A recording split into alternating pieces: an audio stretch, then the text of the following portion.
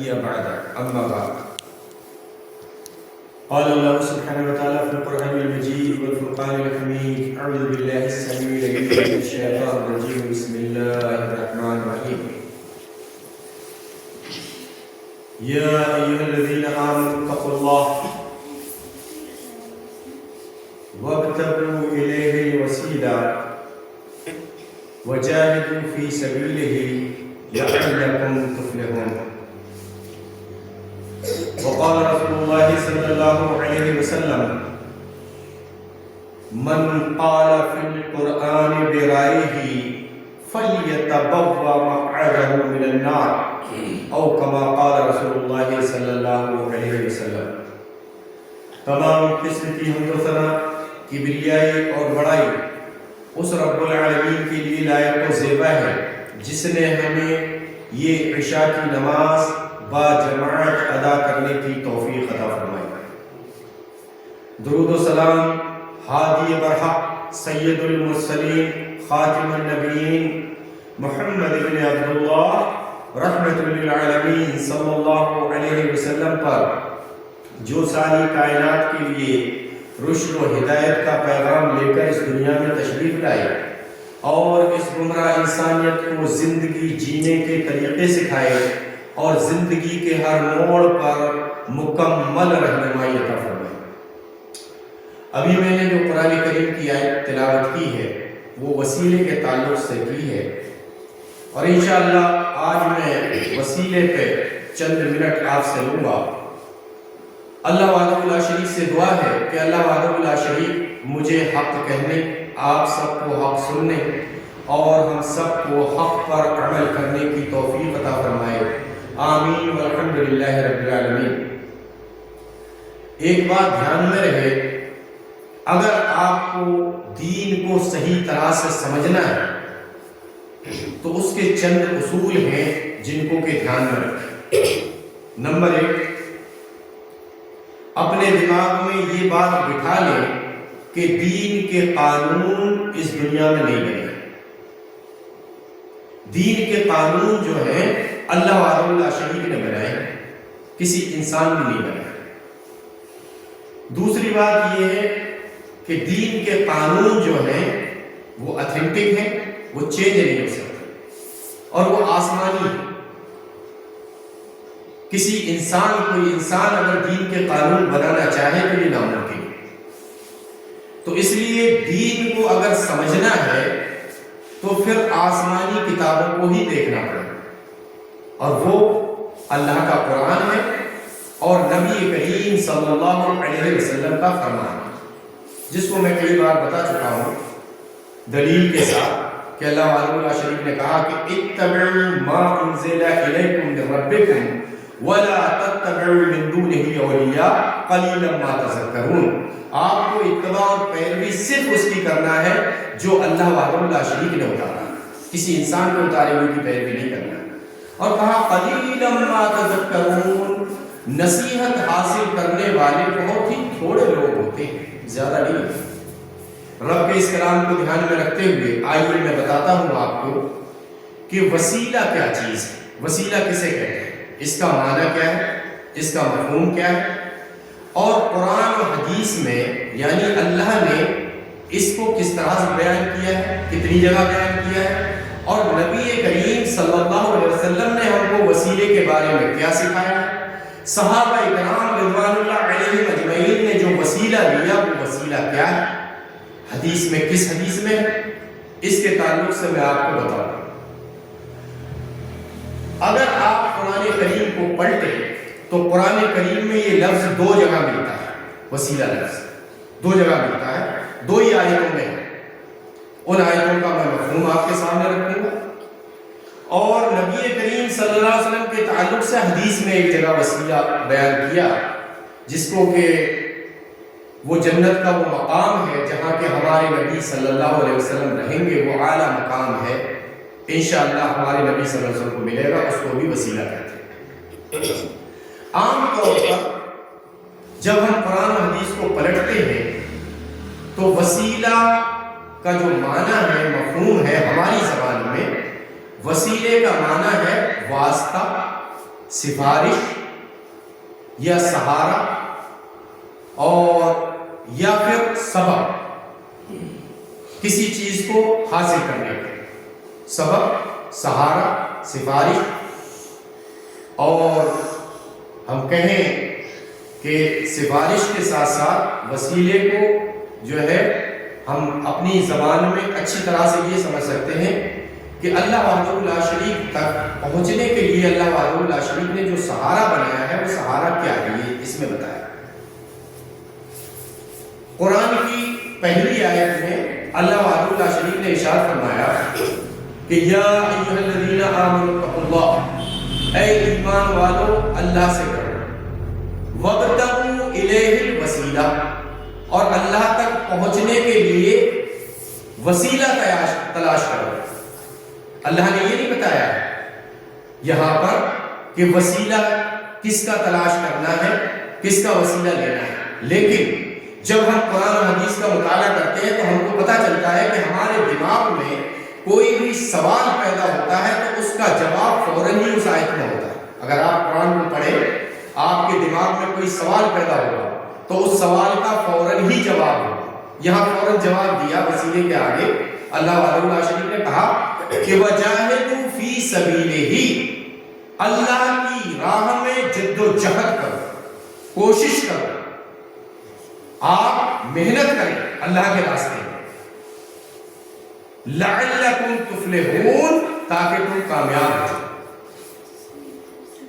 اس سے پتہ چلا کہ وسیلہ جو ہے وہ اللہ تک پہنچنے کے لیے کوشش کرنا، جد و جہد کرنا، نہ کہ اپنی منمانی کرنا، اپنے دماغ سے وسیلہ لگانا کہ نہیں یہاں پہ یہ کہا فلانے کا وسیلہ لے لو، فلانے کا وسیلہ لے لو، فلانے کا، ابھی میں حدیث سے بتاؤں گا، ایسا کچھ نہیں ہے یہاں، یہ اپنی منمانی ہے۔ اور ایک بات یاد رکھنا کہ نبی کریم صلی اللہ علیہ وسلم نے ارشاد فرما دیا کہ من قال فی القرآن برائہ فلیتبوأ مقعدہ من النار، جو قرآن کریم میں اپنی رائے چلائے، اپنی رائے کے پچر لگائے، وہ اپنا ٹھکانہ جہنم میں۔ یہ ہمارے نبی صلی اللہ علیہ وسلم کو بتا چکے، یعنی قرآن کو ویسے ہی ماننا ہے جیسے اللہ وحدہ لا شریک نے اتارا ہے، اپنی منمانی نہیں کرنا ہے، اس میں اپنی طرف سے کچھ نہیں جوڑنا ہے، بتا دیا اللہ وحدہ لا شریک نے۔ اب آئیے میں بتاؤں وسیلہ جو ہے کتنے طریقے کا ہوتا ہے۔ وسیلہ دو طرح کا ہوتا ہے، ایک جائز وسیلہ، ایک ناجائز وسیلہ۔ ایک ہوتا ہے شرعی وسیلہ، ایک ہوتا ہے غیر شرعی وسیلہ، یہ دو طرح کے وسیلے ہوتے ہیں۔ جائز وسیلہ وہ ہے جو اللہ نے بتایا اور رسول صلی اللہ علیہ وسلم نے بتایا، اس کو شرعی وسیلہ بھی کہتے ہیں، یعنی ہمارے نبی صلی اللہ علیہ وسلم نے کوئی چیز چھوڑی نہیں ہے جو بتائی نہیں۔ کہا لیس من شیء یقربکم الی الجنہ ویبعدکم من النار الا قد امرتکم بہ، دنیا میں کوئی بھی ایسی چیز نہیں ہے جو تم کو جنت میں لے جانے والی تھی اور میں نے تم کو بتانا تھی، یہ ہمارے نبی صلی اللہ علیہ وسلم کہتے ہیں، بتا دیا۔ ٹھیک، اب دیکھتے ہیں وسیلہ جو ہے یہ شرعی وسیلہ تو وہ ہے جو اللہ نے بتایا، نبی صلی اللہ علیہ وسلم نے بتایا۔ تو یہاں اللہ نے بتایا اس آیت میں کہ آپ کو اللہ کی راہ میں کوشش کرنا ہے، جد و جہد کرنا ہے، یعنی نمازیں پڑھنا ہے، روزے رکھنا ہے، زکوٰۃ ادا کرنا ہے، حج کرنا ہے، عمرہ کرنا ہے، صدقہ دینا ہے، یہ جد و جہد اللہ کی راہ میں، نہ کہ اپنی منمانی سے کہہ دو کہ نہیں اس سے مراد یہ ہے کہ اولیاء اللہ کا وسیلہ لو، نبی کا وسیلہ لو، جو اس دنیا سے جا چکے ہیں ان کا وسیلہ لو، اور اللہ کے نیک بندوں کا وسیلہ لو، ایسا کچھ نہیں ہے اس آیت میں۔ بلکہ اس کے برعکس دوسری آیت میں بتایا کہ جب مشرکین مکہ سے کہا گیا کہ بھائی تم ان بتوں پہ ہی چادریں کیوں چڑھاتے ہو، تم ان بتوں پر پھول کیوں چڑھاتے ہو، تم ان بتوں کی پرستش کیوں کرتے ہو، تم ان کی عبادت کیوں کرتے ہو؟ وہ کیا کرتے تھے ان کے ساتھ میں؟ پھول پتی چڑھاتے تھے، ان پر غسل دیتے تھے، ان کو چادریں چڑھاتے تھے، ان پر اگربتی لگاتے تھے، دھوپ بتی لگاتے تھے، خوشبو کے لیے لگاتے تھے چیزیں۔ یہ ان کے ساتھ کون کرتے تھے؟ مشرکین مکہ، جو مکے کے مشرک تھے۔ تو اللہ وحدہ شریف نے کہا کہ تم ان کی عبادت کیوں کرتے ہو؟ انہوں نے جو جواب دیا اس جواب کو سنے دھیان سے، جواب دیا ما نعبدهم نعبدهم الا، ہم کوئی ان کی عبادت تھوڑی کرتے ہیں، ہم ان کی عبادت نہیں کرتے ہیں، پھر کیا کرتے ہیں؟ لِيُقَرِّبُونَا إِلَى اللَّهِ زُلْفَىٰ، ہم تو یہ کرتے ہیں کہ یہ ہم کو اللہ کے قریب کر دیں گے، اللہ کے ہمارے سفارشی ہیں، یہ ہم کو اللہ کے عذاب سے بچا لیں گے، ہم تو ان کے ساتھ یہی کرتے ہیں، اسی لیے کرتے ہیں، ہم ان کی عبادت نہیں کرتے۔ یہ مشرکین مکہ کا جواب تھا جو اللہ وحدہ لا شریک نے قرآن میں بتایا۔ دوسری آیت میں یہی کہا ہے، کہا اولئک الذین یدعون یبتغون الی ربہم الوسیلہ، کہ کہا کہ اولئک الذین یدعون، جو لوگ اللہ کے علاوہ دوسروں کو پکارتے ہیں، اللہ کے علاوہ دوسروں سے مدد طلب کرتے ہیں، دوسروں کو پکارتے ہیں، کہا یبتغون الی ربہم الوسیلہ، وہ تو خود اپنے رب کے لیے نزدیک وسیلہ تلاش کرتے پھرتے ہیں۔ کیا وسیلہ بتایا؟ کہا ایہم اقرب، کہ ہم کس طرح سے اللہ کی قریبی ہو جائیں، عبادت کر کے اللہ کے قریبی ہو جائیں۔ کہا وَيَرْجُونَ رَحْمَتَهُ، اور اللہ کی رحمت کی امید رکھتے ہیں، اللہ کی طرف رجوع کرتے ہیں۔ وَيَرْجُونَ رَحْمَتَهُ وَيَخَافُونَ عَذَابَهُ، اور اللہ کے عذاب سے ڈرتے ہیں۔ ان عذاب ربک کان مہجورا، یقیناً تمہارے رب کا عذاب ڈرنے والا ہی ہے، اس سے ڈرنا چاہیے، رب کے عذاب سے ڈرنا چاہیے، کیا پتہ کب رب کا عذاب آ جائے۔ آئیے شرعی وسیلہ آپ کو میں بتاؤں کہ جب ہم قرآن حدیث کو پڑھتے ہیں تو جو ہم کو وسیلے ملتے ہیں وہ 3 طرح کے ملتے ہیں۔ نمبر 1 اللہ کے ناموں کا وسیلہ، نمبر 2 اپنے نیک عمل کا وسیلہ، جو نیک کام آپ کرتے ہیں، نمازیں پڑھتے ہیں، روزے رکھتے ہیں، حج کرتے ہیں، زکوٰۃ دیتے ہیں یا صدقہ خیرات کرتے ہیں، نیک عملوں کا وسیلہ۔ اور نمبر 3 تیسرا وسیلہ، جو اس دنیا میں لوگ موجود ہیں ان سے دعا کرانے کا وسیلہ، ان سے کہو کہ ہمارے لیے اللہ سے دعا کرو۔ یہ 3 طرح کے وسیلے ملتے ہیں جو اللہ نے اور رسول نے بتائے ہیں، جو جائز وسیلے، یہ 3 طرح کے وسیلے ملتے ہیں۔ پہلا اللہ کے نیک ناموں کا وسیلہ، اللہ کے اچھے ناموں کا وسیلہ، اللہ کے بہترین ناموں کا وسیلہ، اور اللہ کے جتنے نام ہیں وہ اچھے ہی ہیں۔ کہا للہ، اللہ کے ہیں نام، اللہ کے نام ہیں۔ کہا یدعو لہو، ان کو انہی ناموں سے پکارو۔ اسماء الحسنى للہ، اسماء الحسنى اللہ کے اچھے نام ہیں، تم ان کو اللہ کے نام سے ہی اللہ کو پکارو۔ تو پتہ چلا اللہ کے ناموں کا وسیلہ قرآن سے ثابت ہے، اللہ نے بتا دیا کیسے۔ یعنی آپ کہیں کہ اے اللہ تو رحیم ہے، ہمارے اوپر رحم کر دے، اے اللہ تو کریم ہے، ہمارے اوپر کرم کر دے، اے اللہ تو روزی دیتا ہے، ہماری روزی میں برکت کر دے، اے اللہ تو مغفرت کرتا ہے، ہماری مغفرت کر دے۔ یہ اللہ کے ناموں کا وسیلہ ہوگا۔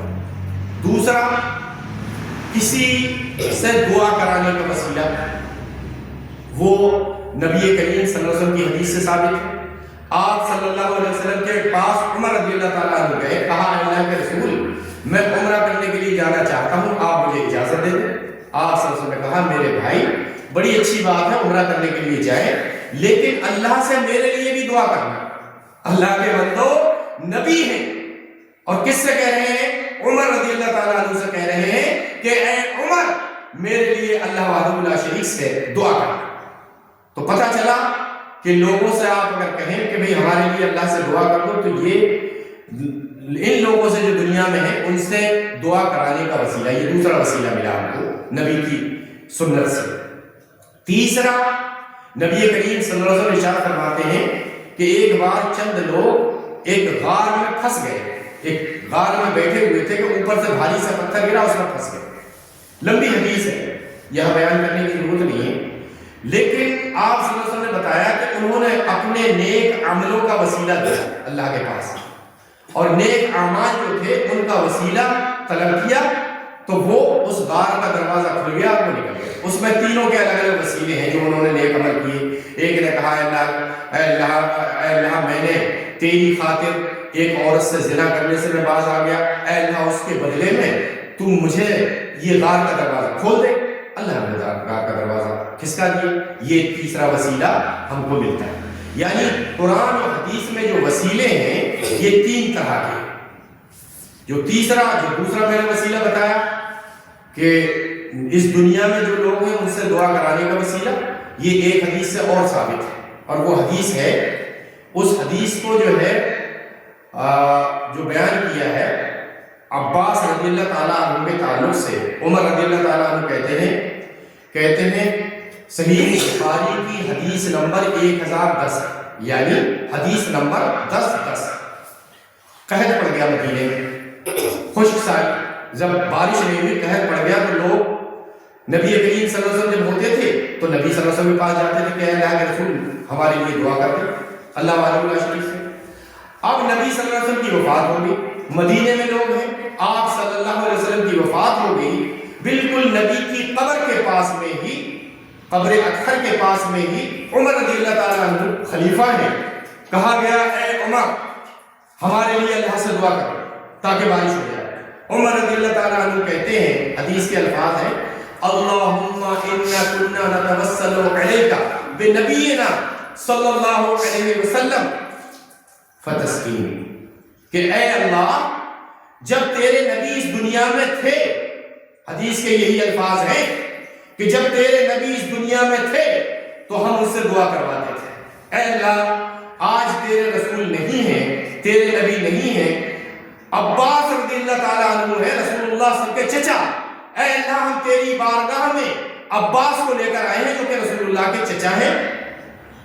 حدیث کے الفاظ ہیں پھر بارش ہوئی، یعنی عباس رضی اللہ تعالیٰ عنہ کو جو کہ اس دنیا میں تھے ان سے دعا کروائی گئی. یہ وسیلے شرعی وسیلے کہلاتے ہیں.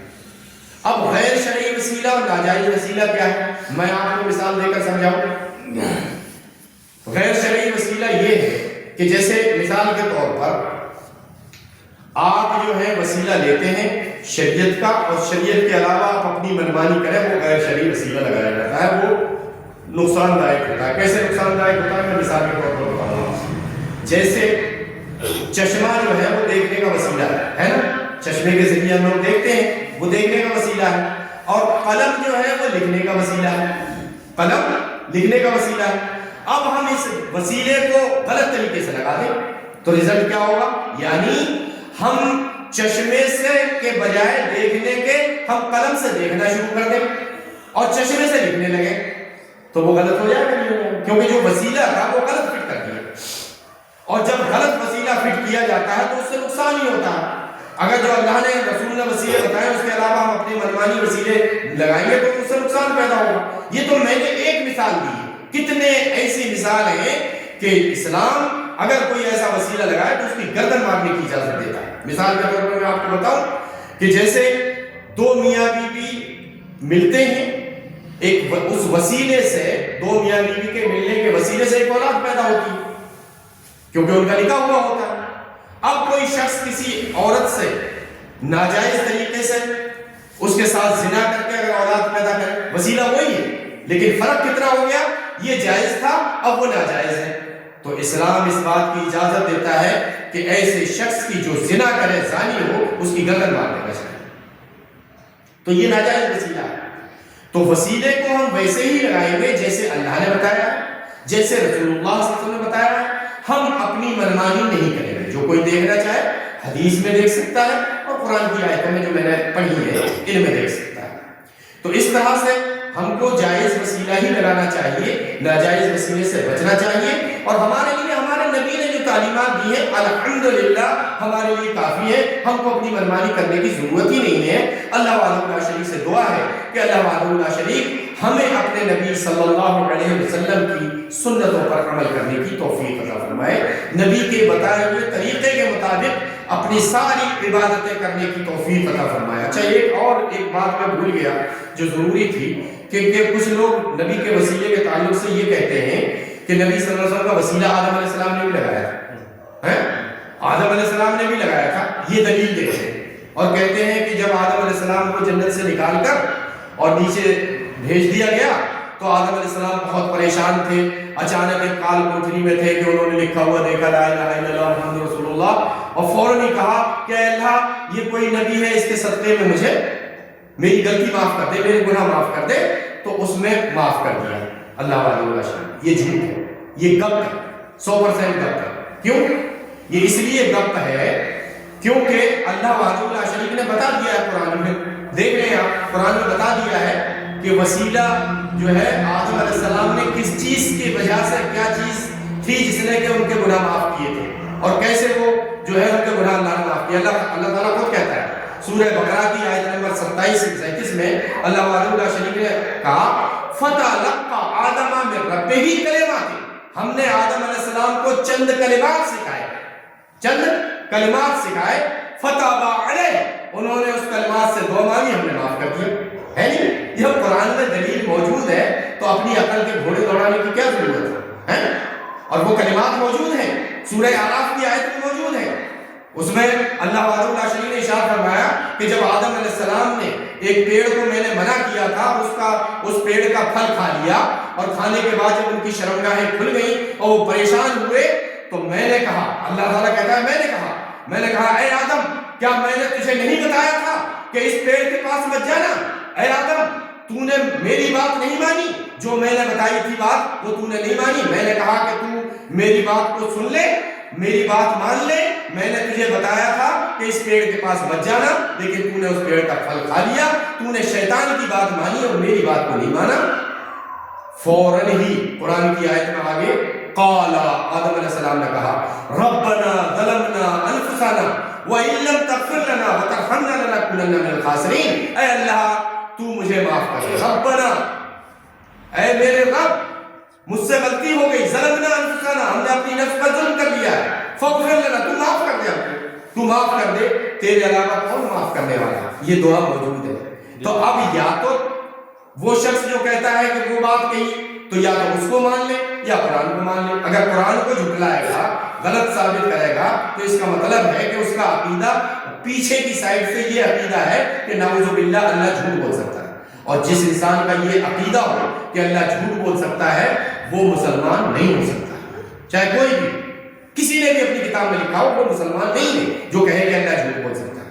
دوسری بات یہ ہے کہ آدم علیہ السلام کی سنت اور نبی کی سنت الگ ہے۔ آدم علیہ السلام کی سنت میں ہم اس کے جو فالو کرنا ہم کو ضروری نہیں ہے۔ آدم علیہ السلام کی سنت کیوں ضروری نہیں ہے؟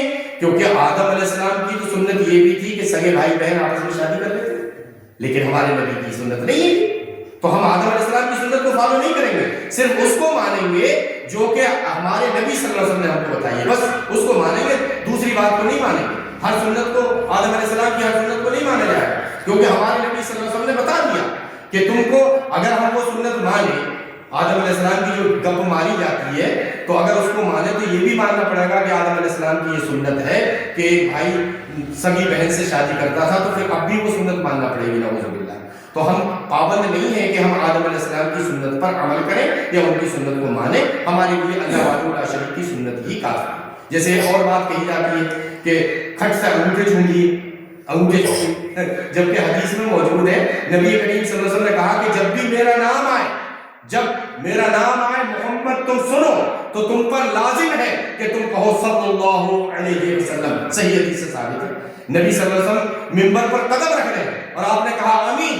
جبریل علیہ السلام نے کہا اللہ کے رسول، پوچھا گیا کہ آپ نے آمین کیوں کہا، اللہ کے رسول آمین کیوں کہا، تو آپ نے کہا جبریل علیہ السلام آئے، میں نے منبر پر قدم رکھا، جبریل علیہ السلام نے کہا اے اللہ کے رسول، جو کوئی شخص اپنی زندگی میں اگر آپ کا نام سنے اور وہ صلی اللہ علیہ وسلم یعنی آپ پر درود نہ بھیجے، وہ ہلاک و برباد ہو جائے۔ یہ حدیث موجود ہے۔